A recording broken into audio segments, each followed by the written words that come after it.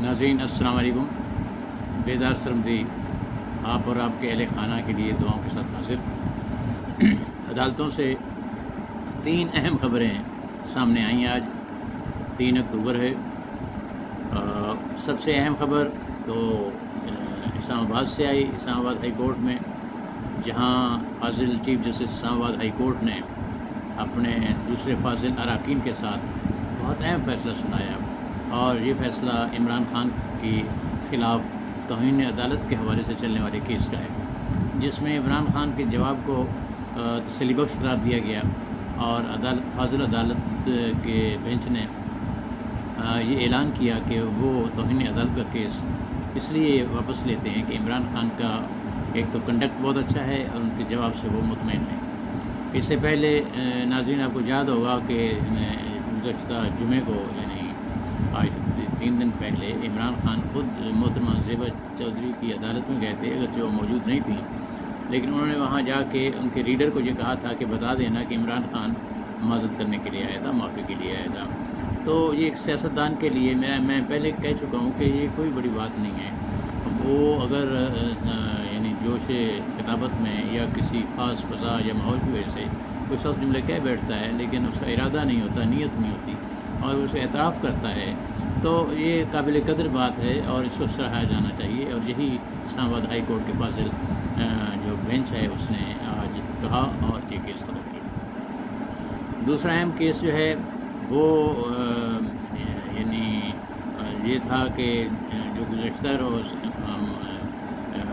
मुस्लिम league नून की अहम रहनुमा जो पार्टी की नायब सदर हैं मरीम नवाज़ शरीफ, उनके एवन फील्ड के हवाले से एक ऐसा केस जिसमें उनको 3 बरस कैद बमुशक्कत और 30 करोड़ रुपए जुर्माने की सज़ा हुई थी और उनके साथ उनके शौहर को भी सज़ा हुई थी। इसी केस में पार्टी के सरबराह मियां नवाज़ शरीफ साहब को भी बहुत कड़ी सज़ा सुनाई गई थी। तो अब मरीम नवाज़ शरीफ साहबा का केस तो वो ख़त्म हुआ और अदालत ने उन्हें बरी कर दिया। अदालत ने उन्हें इस बुनियाद पे बरी किया है कि जो नए कवानीन आए हैं उसके तहत नेब के जो नए कवानीन हैं उसके तहत जो किसी भी मसले या जुर्म का बारिज़ सबूत है वो नेब पे है, वो मुल्ज़िम पे नहीं है। तो चुनांचे फाजिल अदालत ने अपने तसव्वुरात में यही कहा था कि नेब ये साबित करे कि ये फ्लैट्स उनके हैं। अगर वो रोस्टरों पे भी आके कह देंगे कि हमारे हैं तो फिर भी नेब को ही अपने सबूत के साथ पे आना होगा। ज़ाहिर है नेब जो है वो इसके लिए तैयार नहीं थी। दूसरा, नेब की इंतज़ामी क़यादत तब्दील हो चुकी है, मामला बिल्कुल मुख्तलिफ हैं और तहरीक इंसाफ और उनके जुमला रहनुमा यही कह रहे हैं कि मुस्लिम लीग नून की जो क़यादत है वो अपने केस ख़त्म कराने के लिए ही वो नेब में के कवानीन में तरमीम पर तैयार हुई थी। चुनांचे अब उसके समराज सामने आने शुरू हुए हैं और बहुत सारे रहनुमाओं के केसेस इस वक्त नेब की जो यानी एहतसाब अदालतें हैं उनसे वापस FIA पे चले गए। अब FIA का जिक्र आया है तो FIA बुनियादी तौर पर वफाकी हुकूमत का एक मातहत अदारा है, तफ्तीशी अदारा है वफाक का। तो अब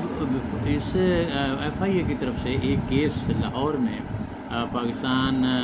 यानी मुस्लिम लीग कौफ के इस वक्त पंजाब में तहरीक इंसाफ के इत्तेहाद के साथ जो वज़ीर आला हैं और पहले भी वो वज़ीर आला बहुत मजबूत वज़ीर आला के तौर पे एक टर्म गुजार चुके हैं, जनाब परवेज़ इलाही साहब, उनके बेटे और जो बुनियादी तौर पे उनकी कुव्वत भी हैं मुनीस इलाही साहब, उनके ख़िलाफ़ मनी लॉन्ड्रिंग का एक केस FIA ने दर्ज कर रखा था। तो आज लाहौर हाई कोर्ट ने उस मनी लॉन्ड्रिंग के केस को ज़ाहिर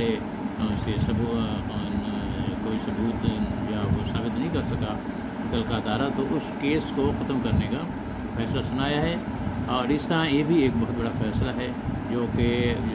मुस्लिम लीग कौफ की क़यादत ये कह रही थी कि उनको ब्लैक मेल करने के लिए ये केस बनाए गए थे। तो ये 3 केसेस जिस तरह ख़त्म हुए हैं उससे एक अहम चीज़ जो है वो ज़ेर बहस आनी चाहिए, वो ये है कि क्या अब हमारी सियासत जो है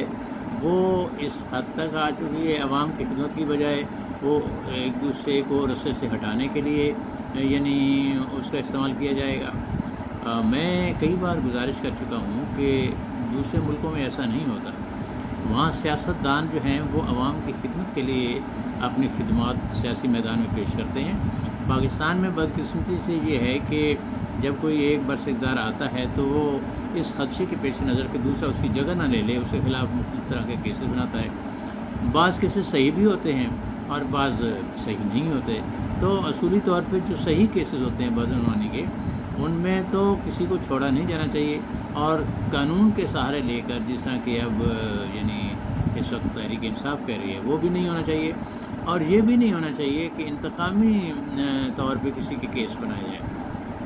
ہمارے ملک میں بدقسمتی سے وہ ٹرینڈ تو رہا نہیں ہے۔ سیاست جو ہے چند گھرانوں تک محدود ہے، اور انہی کے آگے اولادیں جو ہیں وہ سیاست کرتی ہیں، تو عام آدمی کا اس میں یعنی عمل دخل بہت محدود ہو گیا ہے۔ صرف عام انتخابات جب ہوتے ہیں تو ان کو ووٹ دینے کا حق دیا جاتا ہے۔